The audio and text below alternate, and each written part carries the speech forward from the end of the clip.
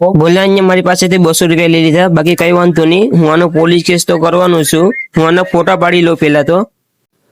જય શ્રી રામ મિત્રોને, હું છે અજય ઓર હું બની ગયો છું બસ ડ્રાઈવર. આજનો મારો ડે 1 છે. તો આજે મારે જવાનું હતું દિલ્હી ગેરેજમાં મારે કુછ સામાન લેવા માટે. ગાઈસ, હું મારા જીવનમાં પહેલી વખત જ બસ હાંકું છું, કારણ કે મારું સપનું હતું બસ હાંકવાનું. એ બધી મૂકો, પણ મારા માલિકનો મને ફોન આવ્યો હતો કે અજયભાઈ તમે દિલ્હી આવો મારા ગેરેજની મુલાકાત માટે. એટલા માટે હું દિલ્હી જાઉં છું. દિલ્હીમાં મારા માલિકનું બહુ મોટું ગેરેજ છે, તમે પણ જોઈ લેજો પૂગ્યા પછી. અત્યારે તો બસમાં તો હું એકલો જ છે, કોઈ પેસેન્જર નથી. ગાઈસ, વાતે વાતેમાં હું પગી ગયો છું 3 કિલોમીટર દૂર.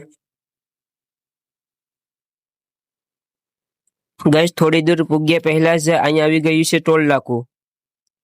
ટોલ નાકાનું નજદીક પૂગ્યા પહેલા જ પણ અહીંયા તો બધી પાસેથી પૈસા લૂંટે છે.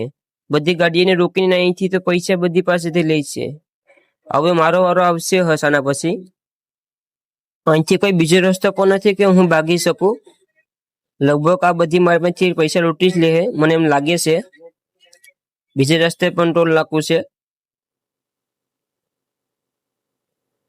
ટોલ નાકાની નજદીક હું જાઉં છું અને મારી પાસેથી પણ પૂરે 200 રૂપિયા લઈ લીધા.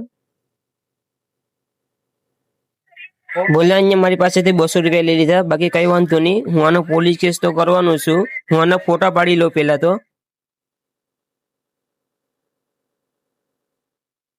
ફોટા પાડી દીધા છે. હવે આ ફોટાને પોલીસ સ્ટેશનમાં મોકલી અને આને જેલમાં નાખી દે.